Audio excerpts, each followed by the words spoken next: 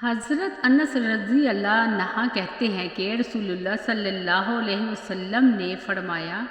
غیبت کا کچھ کفارہ یہ ہے کہ تم اس شخص کے لیے مغفرت و بخشش کی دعا کرو جس کی تم نے غیبت کی ہے، اور اس طرح مانگو،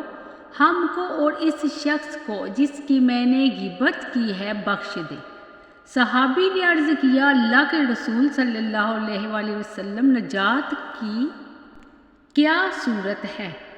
آپ صلی اللہ علیہ وآلہ وسلم نے فرمایا، اپنی زبان قابو میں رکھو،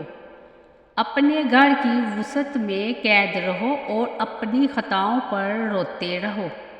رسول اللہ صلی اللہ علیہ وسلم نے فرمایا، جب ابن آدم سجدے کی آیت تلاوت کر کے سجدہ کرتا ہے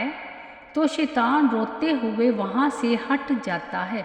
وہ کہتا ہے، ہائے میری ہلاکت!